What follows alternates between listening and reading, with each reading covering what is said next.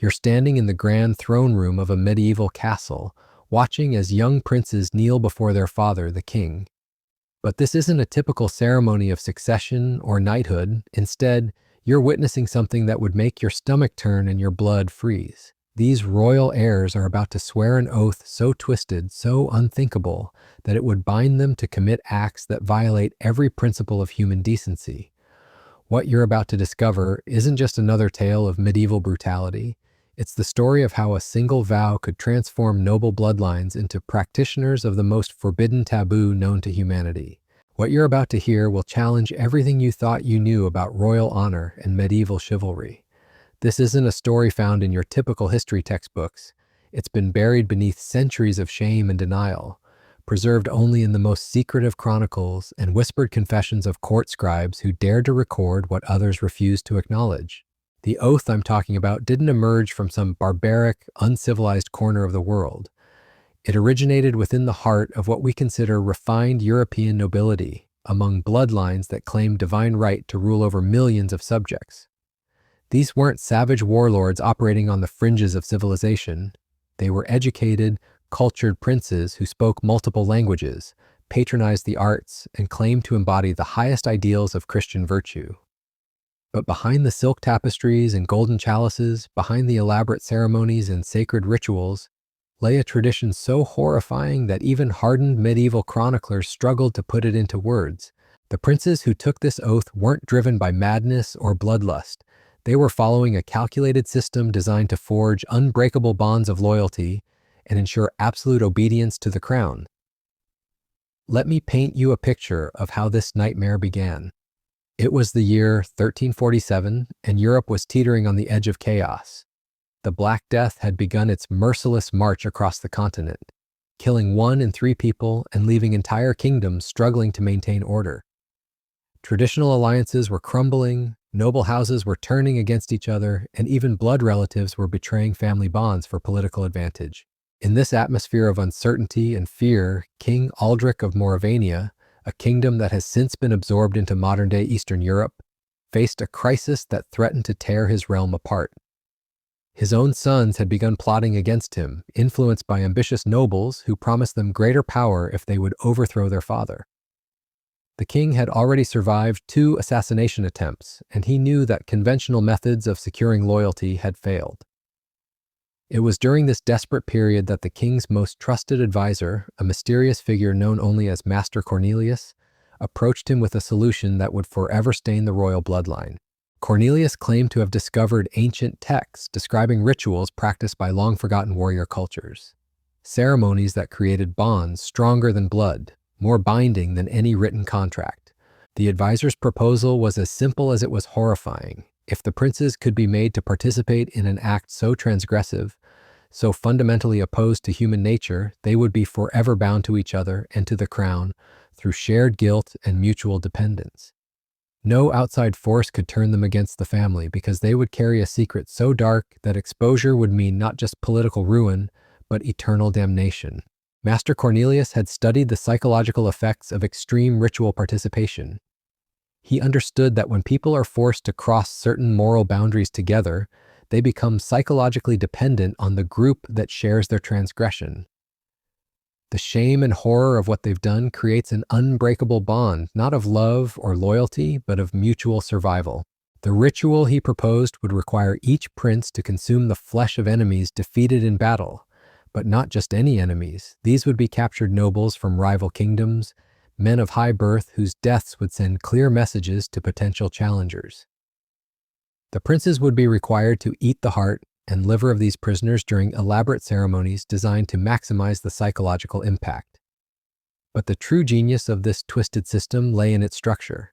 The oath wouldn't be taken just once. It would be renewed annually, with each ceremony becoming more elaborate and more horrifying than the last. Over time, the princes would become so psychologically conditioned to these acts that they would lose the ability to function outside the system that demanded them. King Aldrich initially recoiled from the proposal. He was a devout Christian who had spent his entire reign trying to bring civilization and order to his realm. The idea of forcing his own sons to commit such acts seemed like madness.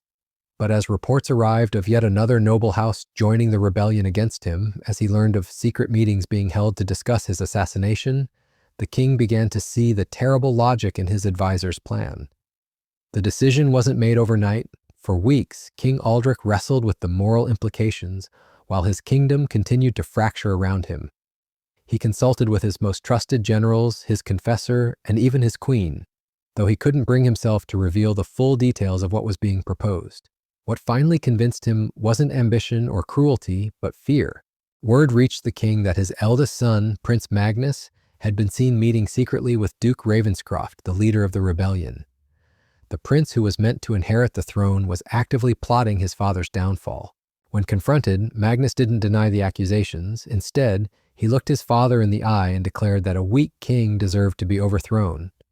In that moment, King Aldrich realized that traditional bonds of family loyalty had already been shattered. His sons saw him not as their father, but as an obstacle to their own ambitions. If conventional methods had failed so completely, perhaps only the most unconventional solution could save his dynasty. The first ceremony took place in the deepest chambers beneath the castle, in rooms that had been sealed for generations. Master Cornelius had spent months preparing the space, covering the stone walls with symbols and inscriptions that seemed to pulse with malevolent energy in the flickering torchlight. The very air felt thick with dread as the three princes were led down the winding stone steps. Prince Magnus, the eldest at 19, tried to maintain his defiant composure even as his hands shook. Prince Roderick, 16 and always eager to prove his courage, kept glancing nervously at the shadows dancing on the walls. The youngest, Prince Aldwin, barely 14, had gone completely pale and seemed ready to collapse at any moment. Before we dive into this dark chapter of forgotten history, if you're fascinated by the hidden truths that shaped our world, consider hitting that like button and subscribing for more content like this. And please let me know in the comments where you're watching from. I find it incredible that we're exploring these ancient mysteries together from different corners of the globe, connected by our shared curiosity about the shadows of the past. The prisoner brought before them was Sir Edmund of Blackmore, a captured knight from a neighboring kingdom who had led raids against Moravian villages. He was a man in his 30s, still strong despite weeks of captivity, and his eyes burned with hatred as he was forced to kneel before the royal princes. King Aldrich stood at the head of the chamber, wearing robes that seemed to absorb the light around him.